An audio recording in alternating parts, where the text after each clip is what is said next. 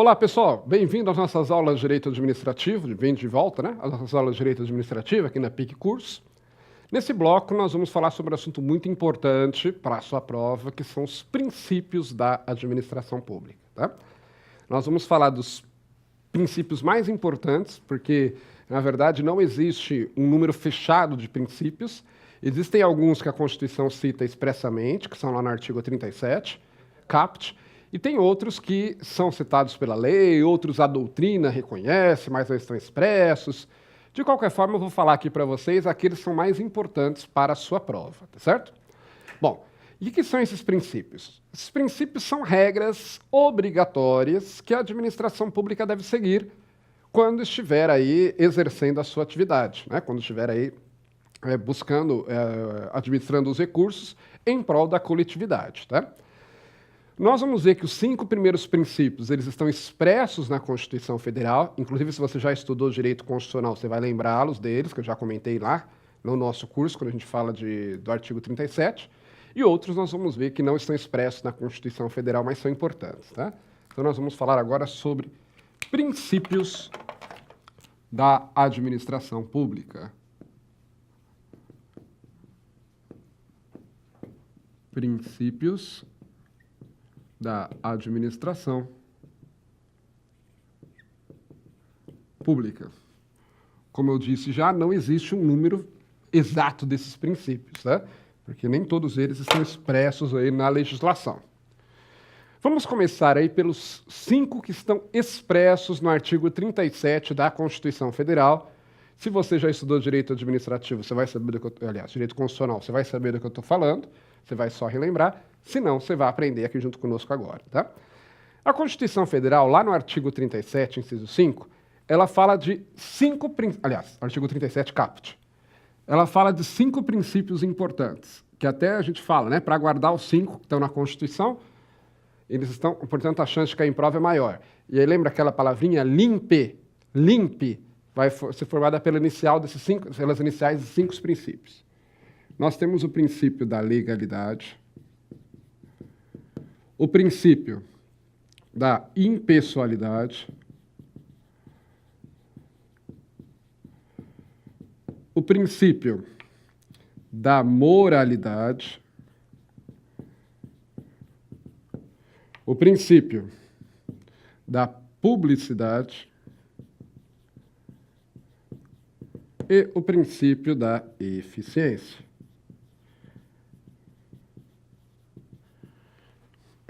É importante que a gente entenda cada um deles, tá? Esses 5 estão expressos no artigo 37 da Constituição Federal. Bom, princípio da legalidade. Ele está dizendo o seguinte, que ele diz, no direito administrativo, o princípio da legalidade diz que a administração pública só pode fazer o que a lei permite. A administração pública, o gestor público, o servidor público, só pode fazer o que a lei permite.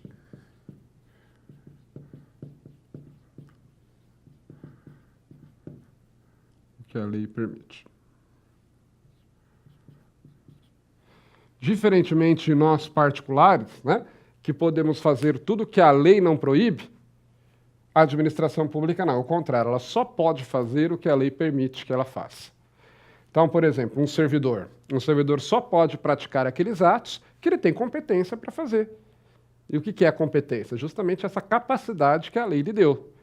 Então, a lei diz, determinado servidor pode praticar tais e tais e tais atos. A lei do cargo diz isso. Então, ele vai poder fazer aquilo, e aí ele tem competência, ele está dentro do princípio da legalidade.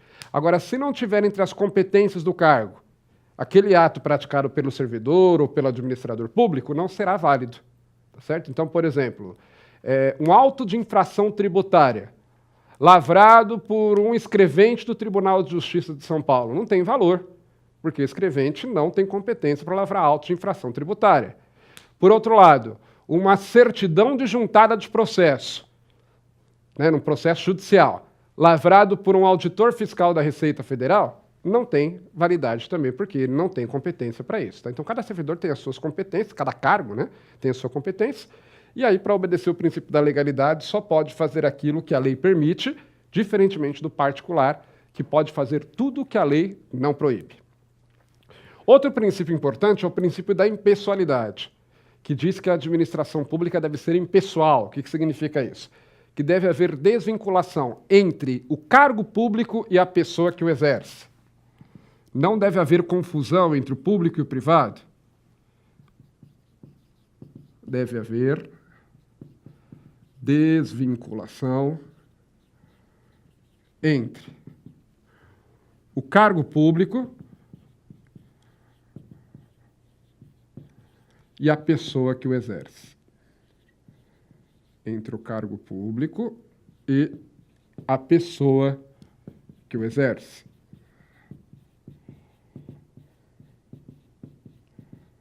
É claro, né, que todo cargo vai ser ocupado por alguém. Mas o que vai importar não é a pessoa, não é o nome da pessoa, mas essa pessoa ocupa aquele cargo, está legalmente investido no cargo. Por exemplo, se é um servidor efetivo, se prestou concurso, se foi nomeado. Se é um servidor com cargo em comissão, se quem nomeou tinha competência para isso. E se a pessoa, né, se o cargo lhe dá competência para fazer aquilo que ele está fazendo. Então, o que importa é o cargo, não a pessoa. Por conta disso, também o princípio da impessoalidade, ele vai proibir que a pessoa se utilize do cargo para proveito próprio. Uma outra forma de você encarar o princípio da impessoalidade, uma das consequências disso. Então, eu não posso me utilizar do cargo público para ter vantagem pessoal. Claro, ocupando um cargo público, normalmente eu vou ter direito a uma remuneração, porque eu estou trabalhando, claro. Mas aquela remuneração eu tenho direito de receber. Agora, não posso me utilizar para ter outras vantagens que não estão ali expressamente previstas na lei, tá certo? Então, senão eu estou ferindo o princípio da impessoalidade, que diz que tem que ter separação entre o cargo que a pessoa ocupa e os seus interesses pessoais, vamos dizer assim. Ah, professor, nem sempre sou obedecido, né? Ok, nem sempre é obedecido, mas é importante que seja respeitado, né? Celso Antônio Bandeira de Mello costuma usar a seguinte expressão quando se refere ao princípio da impessoalidade. Ele diz que nem favoritismos, nem perseguições são toleráveis. Sim, né? Porque eu não devo utilizar do cargo público para beneficiar nem para prejudicar ninguém. A ideia é essa. Outro princípio é o princípio da moralidade. O princípio da moralidade tem a ver com a ética na administração pública. O administrador público, ele deve ser ético. Ele deve agir baseado na boa-fé, na lealdade, em não causar prejuízo a terceiros, em não agir de forma que seja reprovável. Tudo isso tem a ver com a ética. E aí, guarda a seguinte expressão: nem tudo que é legal é ético. Nem tudo que a lei permite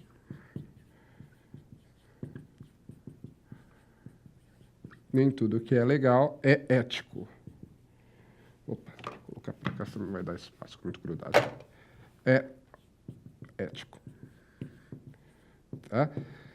Então, às vezes, a lei até permite que se pratique um ato, mas naquela circunstância não é apropriado, não vai ficar legal, aquilo pode ter, ter algum juízo de reprovabilidade por parte da sociedade, porque a ética é isso. A ética ela vai se preocupar em estudar as nossas condutas e verificar aquilo que é mais adequado, né? Para, às vezes, eu praticando o ato, às vezes ele isoladamente não teria problema, mas naquele contexto não é legal, então tenho que evitar praticá-lo.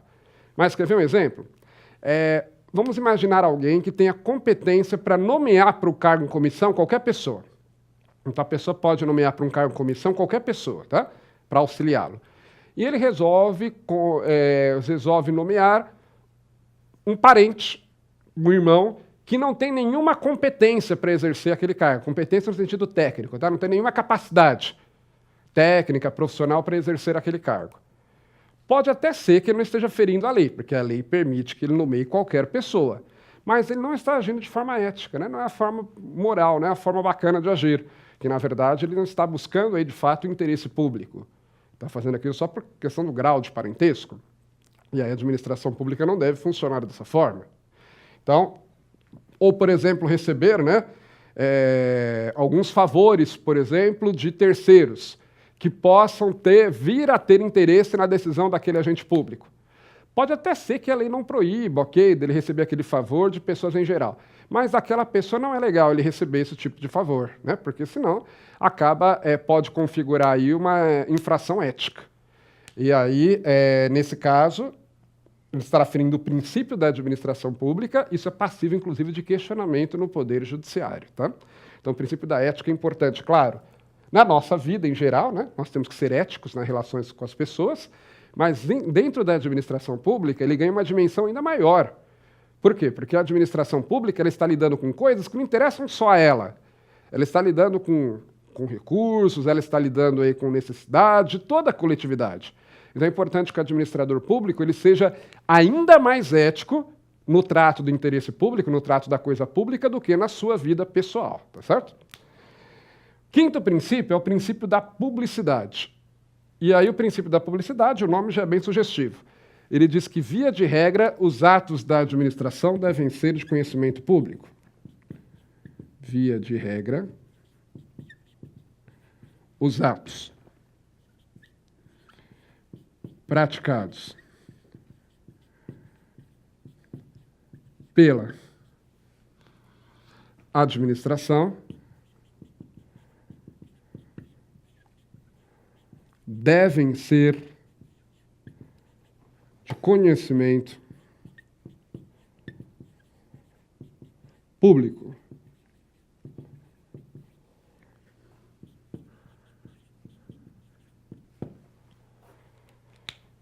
O que é isso, pessoal? Via de regra, todos os atos que os integrantes da administração pública praticam, a sociedade deve conhecer.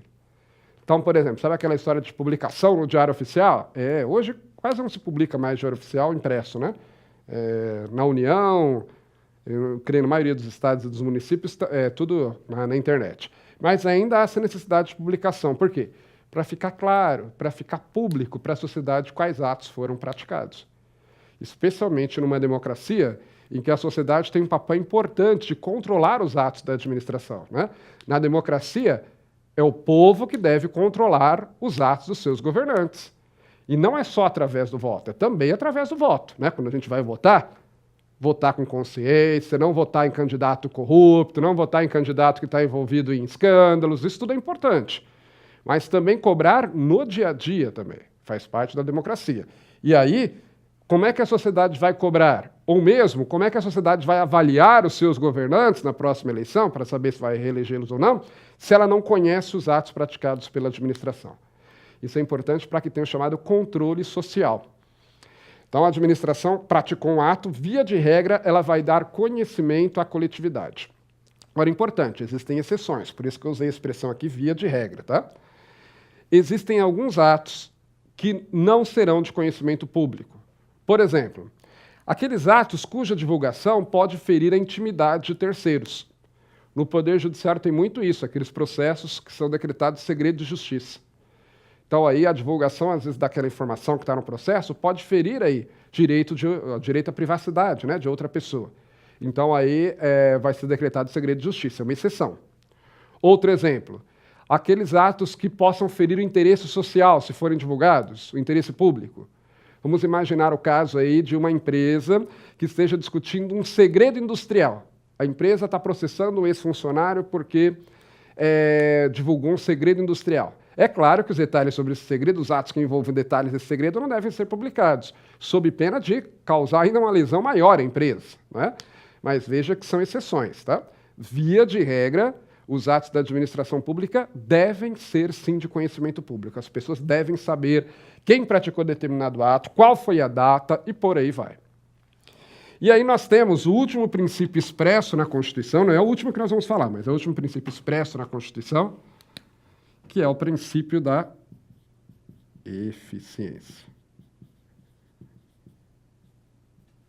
O princípio da eficiência, que foi inclusive acrescentado na Constituição Federal em 1998, ele diz que a administração pública não só deve respeitar esses 4 princípios anteriores, os quais nós falamos, mas como ela deve buscar ser o mais eficiente possível na administração dos recursos públicos.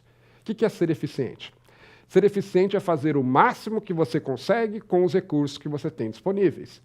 Isso todo administrador deve procurar ser eficiente, né? Não só na administração pública, na iniciativa privada também. Então você tem lá o presidente de uma empresa, ele também não tem todos os recursos que ele gostaria de ter. A gente sempre quer ter mais, né, para poder fazer mais. Mas ele vai ter que se virar com o que ele tem. Ele tem que procurar ser eficiente com aquilo que ele tem nas suas mãos. Mesma coisa no caso da administração pública.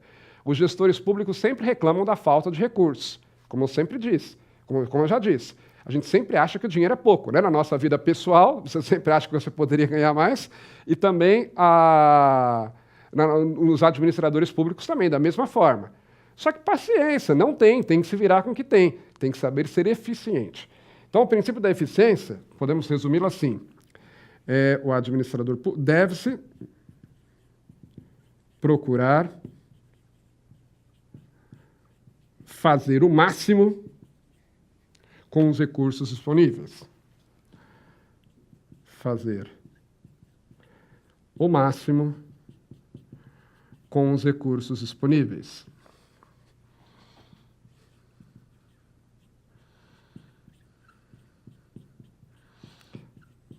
Com os recursos disponíveis. Então, por exemplo, deve-se evitar o desperdício, que é o oposto da eficiência, né? E, aliás, há estudos que mostram, quando a gente fala de administração pública, fala em problemas na administração pública, das primeiras coisas que vem em mente é a corrupção, né? Mas há estudos que mostram que a União, os estados e os municípios, eles perdem muito mais com a falta de eficiência do que com a corrupção em si mesmo. Porque o bom administrador não é aquele que não é corrupto. Isso deveria ser condição primordial para ele ser um administrador público, né? Você não deveria julgar, o cara é um bom administrador porque ele é honesto. Não, na verdade, ser honesto deveria ser condição primordial para ele ocupar qualquer cargo público. Bom administrador é aquele que consegue administrar de forma adequada, conseguindo extrair o máximo daqueles recursos que ele tem à sua disposição. Então, você já estudou economia alguma vez? A economia lida muito com isso, né? A economia ela vai buscar gerenciar, a ciência que busca aí, gerenciar os recursos que você tem à disposição, que sempre são escassos, para poder atender as necessidades que sempre são grandes, sempre são numerosas ou até infinitas. Então, ok, o princípio da eficiência diz que o administrador público não só deve procurar ser honesto, obedecer à lei, por aí vai, mas como também deve procurar administrar os recursos com eficiência, obrigação do administrador público. Se ele acha que não tem capacidade para isso, então que ele não ocupe aquele cargo, tá certo? Porque o administrador tem essa obrigação de procurar ser eficiente. Por quê? Ao não ser eficiente, ele está deixando de fazer o que ele poderia fazer. Se ele gasta 1.000 para fazer alguma coisa, quando ele poderia gastar 600, por exemplo, esses R$400 que ele está desperdiçando, ele poderia usar em outra coisa. Então, fazer algo de forma ineficiente significa deixar de fazer outras coisas. E aí isso acaba prejudicando, é claro, toda a coletividade. Embora sempre tenha sido uma obrigação do administrador público, a partir de 1998 passou a constar expressamente na nossa Constituição. Muito bem, esses, como eu disse, são 5 princípios que constam da Constituição Federal, né? O LIMP, formado aí pelas iniciais deles. Isso aqui estão no artigo 37, caput da Constituição Federal. Só que não são só esses os princípios que interessam em direito administrativo. Em direito constitucional a gente para aqui. Mas vou falar de mais alguns que são importantes para o direito administrativo, que estão ou expressos em lei, ou então decorrem da doutrina, né, que são os estudiosos do direito administrativo que identificam. Olha o próximo princípio, está aí no seu slide lá. Princípio da supremacia do interesse público sobre o interesse privado. Então, outro princípio, princípio da supremacia do interesse público. Supremacia do interesse público sobre o particular. O que quer dizer isso? Em resumo, como que nós poderíamos colocá-lo, pessoal? Em resumo, ele diz o seguinte: havendo conflito entre o interesse público, o interesse de toda a coletividade, e o interesse particular, deve prevalecer o interesse público, ok? É claro que a administração ela deve procurar atender os interesses dos particulares, é claro. Ela deve procurar atender os interesses individuais. desde que eles não venham a colidir, desde que ele não venha contradizer os interesses da sociedade. Aí deve prevalecer o interesse social. Então podemos colocar assim: havendo conflito entre o interesse público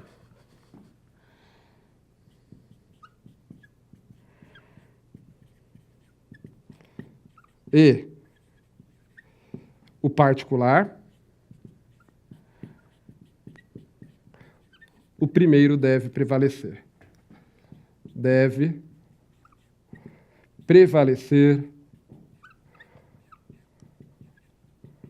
o primeiro. Então, repetindo. Havendo conflito entre o interesse público e o particular, deve prevalecer o primeiro. Deve prevalecer o interesse público. Então, exemplo. Tem lá um imóvel que a prefeitura quer desapropriar para alargar a avenida, porque a avenida já não comporta mais o fluxo de veículos, está um trânsito muito intenso, as pessoas estão demorando muito para se deslocar, e aí o prefeito decide, vamos alargar essa avenida. Só que tem lá um imóvel, que está bem na beira da avenida, que tem que ser desapropriado, para poder destruir o imóvel e alargar a avenida. Só que o dono do imóvel não quer sair de lá. Ah, não, eu gosto daqui, eu nasci aqui, quero morrer aqui, é da minha família. Veja, tem um conflito entre interesse público e interesse particular. O interesse público exige que o imóvel seja desapropriado e demolido para alargar a avenida. Isso vai favorecer a sociedade em geral. O particular não quer. Ele tem, a vontade dele é que não desaproprie. O que vai prevalecer? O interesse público. Então o imóvel vai ser desapropriado mesmo contra a vontade da pessoa. Claro, ele vai receber uma indenização, né, para não sair no prejuízo, mas ele não pode impedir o Estado de desapropriá-lo, tá? Da mesma forma, quando o Estado impõe obrigações unilaterais, mesmo que você não concorde, azar o seu se você não está concordando. Aquela obrigação você tem que cumprir. Por quê? Por conta da supremacia do interesse público. Tá certo? Continuando. Outro princípio é o princípio da busca do interesse público. Eu gosto de falar dos dois, que eles parecem muito semelhantes. Mas uma coisa é a supremacia do interesse público sobre o particular. Outra coisa é o da busca do interesse público.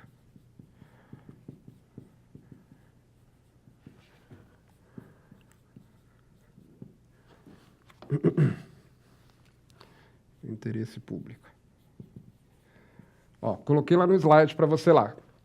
Segundo esse princípio, o administrador público deve sempre, em todos os casos, buscar o atendimento do bem comum, buscar a satisfação do interesse coletivo.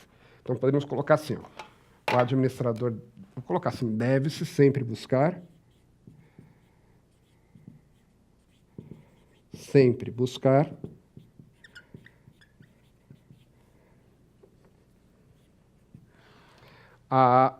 o atendimento do bem comum.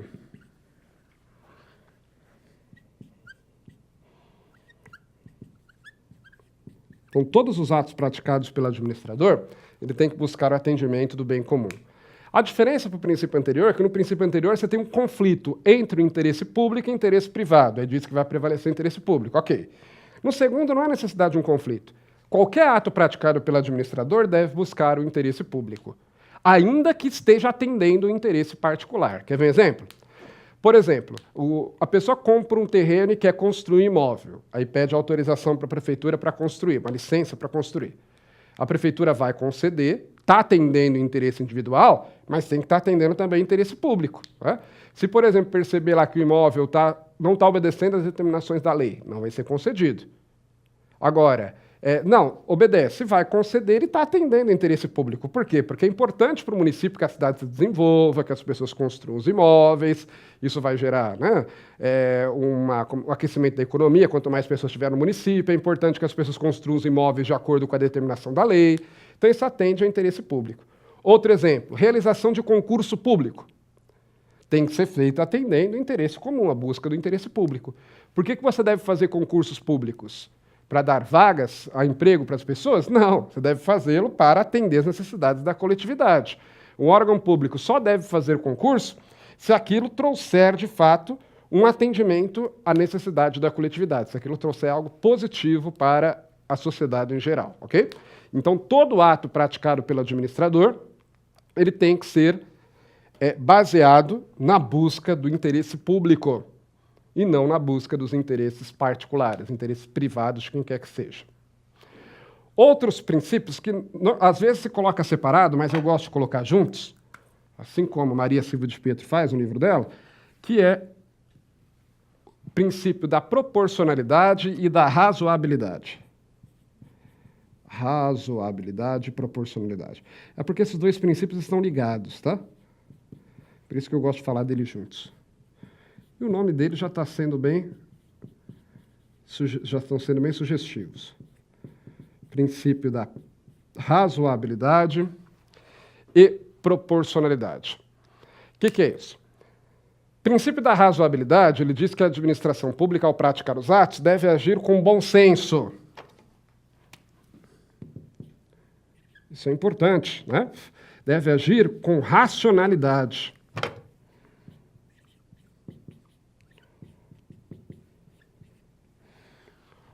Por isso que o administrador, quando ele pratica um ato, ele tem que justificar, dizer o porquê está praticando aquele ato, para que as pessoas analisem se é razoável, para que as pessoas analisem se aquilo de fato tem sentido. E também, além de agir com bom senso, que é a razoabilidade, o ato praticado tem que ser proporcional ao fim que ele visa alcançar. E bom senso, e deve haver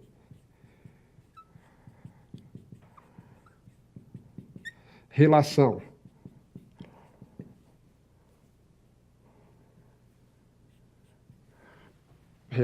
proporcional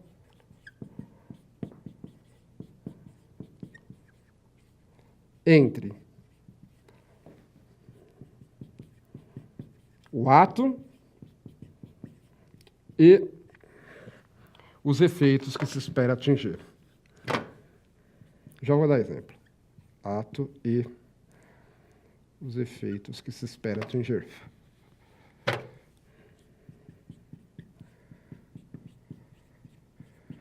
Que se espera. Que se esperam. Isso é ser proporcional. Vamos lá, vou dar um exemplo. Em alguns casos, quando o servidor pratica determinados atos, a lei, muitas vezes, permite que quem vai aplicar a punição escolha se vai aplicar o princípio, se vai aplicar uma advertência ou se vai aplicar uma suspensão, por exemplo. Tá? Então, dependendo da infração praticada pelo servidor, quem vai aplicar a penalidade pode optar por aplicar uma advertência ou uma suspensão. Vamos imaginar o caso de um servidor que jogue papel fora do cesto de lixo, lá na repartição. O servidor foi lá e jogou papel no chão. Não pode fazer isso. E aí vamos imaginar que queira aplicar a punição nesse servidor. Claro que tem que ser uma advertência. Você não pode aplicar uma suspensão de 30 dias só porque o servidor jogou papel fora do lixo. Não tem sentido, tá certo? Seria desproporcional. Porque o efeito que você quer esperar, que é a punição do servidor, não está proporcional com o ato que está sendo praticado.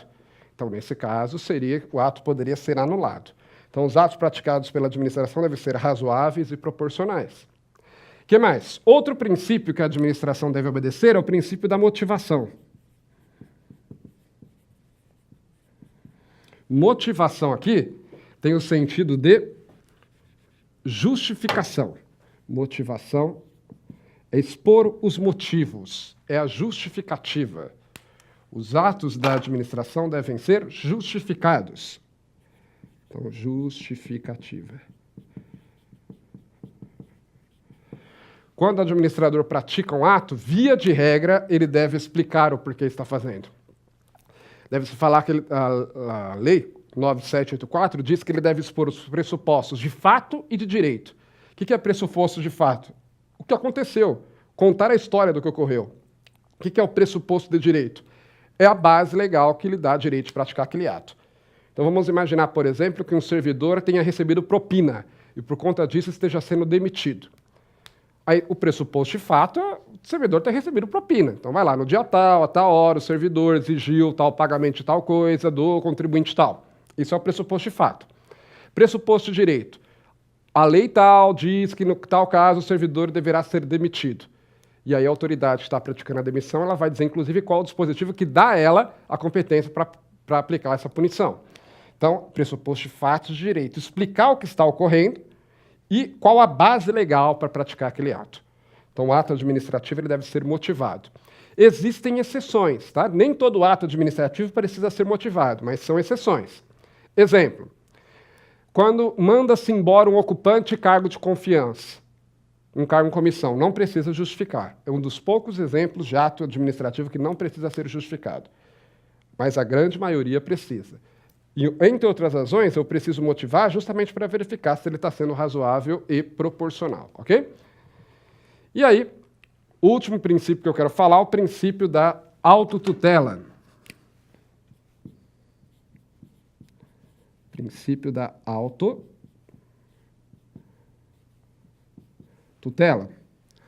Tá lá, coloquei para vocês lá no slide. O princípio da autotutela, por esse princípio, a administração pode e deve anular os seus atos que forem praticados de forma ilegal e revogar os inconvenientes ou inoportunos, sem necessitar recorrer ao judiciário. Mais à frente nós vamos falar sobre revogação e anulação, mas por enquanto coloque aqui, ó, que a autotutela está ligada à revisão dos atos da própria administração. Revisão de seus próprios atos. Então, a administração ela tem a obrigação, revisão de seus próprios atos. Revisão de seus próprios atos. Então, a administração ela tem a obrigação de rever aqueles atos seus que são ilegais ou que não são convenientes ou oportunos. E ela deve invalidar esses atos, porque eles não estão, entre outras coisas, atendendo, por exemplo, o interesse público, não estão obedecendo à legalidade. Então, a administração ela sempre tem o que a gente chama desse poder-dever. Ela não só pode, como deve fazê-lo, rever os seus próprios atos quando forem ilegais ou inconvenientes ou inoportunos. Ok? Então, era isso que eu queria falar com vocês sobre princípios. Existem outros, como eu disse para vocês, nada impede você se aprofundar, mas esses aqui são aqueles mais importantes em termos de cobrança em prova. O nosso tempo já foi, vamos ficando por aqui. Bons estudos para vocês e até a próxima.